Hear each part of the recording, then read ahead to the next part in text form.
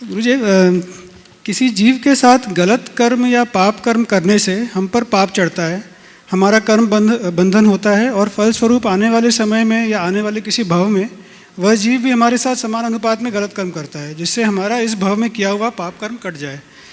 परंतु अभी तक वह जो जीव है कर्म बंधन रहित है, उसने अभी तक हमारे साथ कोई गलत कर्म नहीं किया है। बावजूद इसके मैं उसके साथ गलत या पाप कर्म करने के लिए कैसे स्वतंत्र हूँ? उस निर्दोष और कर्म बंधन रहित जीव के साथ पिछले भव में कुछ भी गलत क्यों हो रहा है?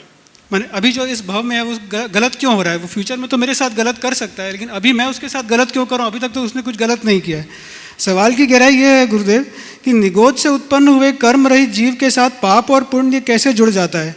जब उस जीव ने पूर्व में कोई भी कर्म बांधे ही नहीं है तो दूसरे उसके साथ अच्छा या गलत कार्य करने के लिए कैसे स्वतंत्र है? गुरुदेव, दो उदाहरण और थोड़ा सा 1 मिनट और लूँगा।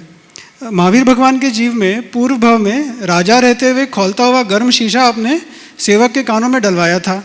गुरुदेव, ये श्वेतांबर परंपरा से ही है, लेकिन फिर भी मैं एक एग्जाम्पल के लिए, और वह सेवक मर गया, जिसके कारण तीर्थंकर के भव में उसी सेवक का जीव ग्वाला बनकर महावीर के कानों में कील ठोकता है। यहाँ प्रश्न है, उस पूर्व भव में उस निर्दोष और कर्म बंधन रहित सेवक के जीव में गर्म खौलता हुआ शीशा क्यों पड़ा? उसने तो कोई भी पूर्व भव में गलत कर्म नहीं बांध रखे थे।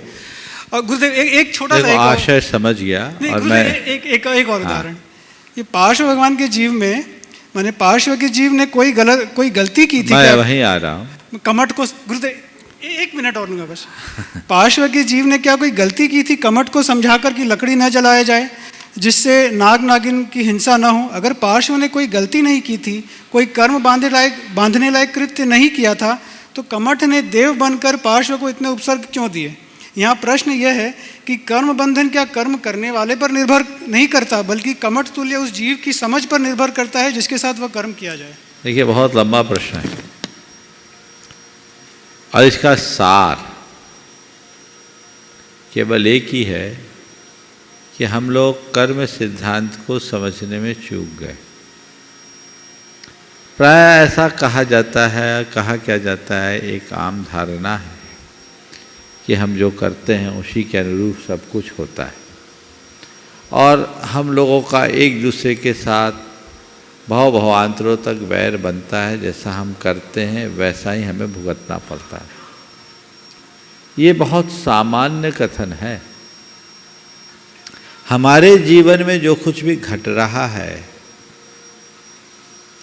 वो हमारा किया हुआ तो है ही, पर जो कुछ है वो हमारा कृत कर्म ही है, ऐसा सही नहीं है। बहुत सारी चीज़ें ऐसी हैं जो संयोग से हमें मिलती है। आपने पार्श्वनाथ भगवान का उल्लेख किया। 10 भव में पार्श्वनाथ भगवान ने कोई पाप नहीं किया, समझ गए? 10 भव में मरुभूति से लेकर पारसनाथ तक पारसनाथ भगवान ने कोई कर्म नहीं किया, बल्कि कमठ के मन में उनके प्रति गलतफहमी हुई। वो गलतफहमी के कारण अपने हृदय में द्वेष की गांठ बांधा। पारसनाथ भगवान का जीव तो मरुभूति तो उनसे क्षमा मांगने के लिए गया था, लेकिन उस घड़ी भी उनको पत्थर पटक करके हत्या कर दी। और ऐसा एक बार नहीं, 10 भाव तक चलता रहा। हर बार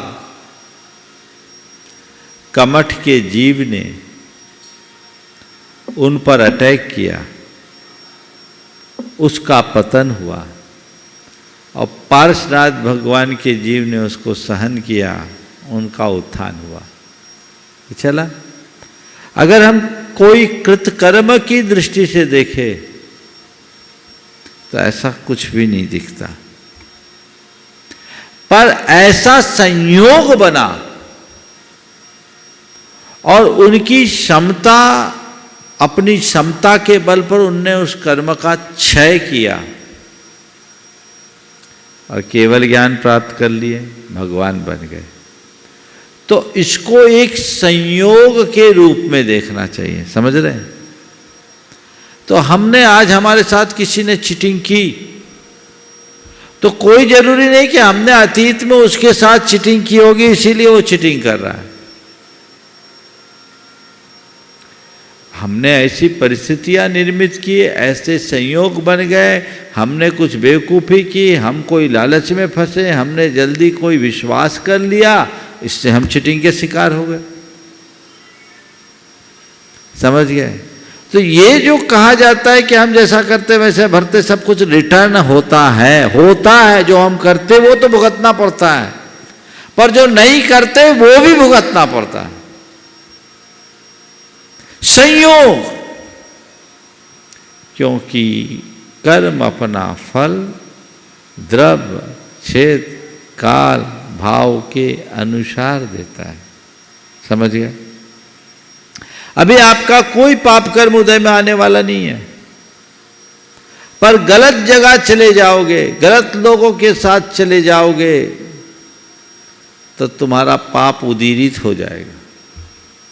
तुमने कोई पाप नहीं किया, अतीत का कोई पाप का उदय नहीं है, पर किसी आतंकवादी से दोस्ती करके उसके साथ घूमोगे तो जेल जाओगे कि नहीं जाओगे?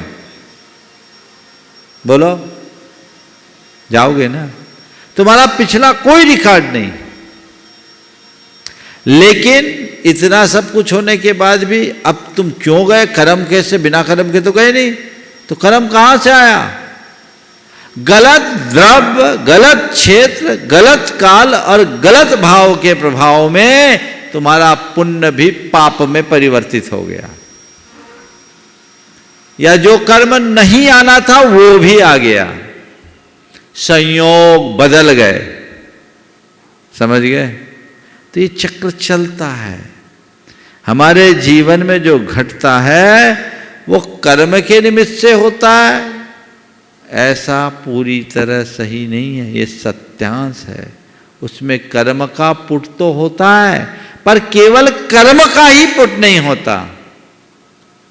कर्म के साथ काल है, दैव है, भवितव्य है, पुरुषार्थ है, बहुत सारी चीजें जुड़ती है, तब किसी कार्य का संपादन होता है, समझ गए ना।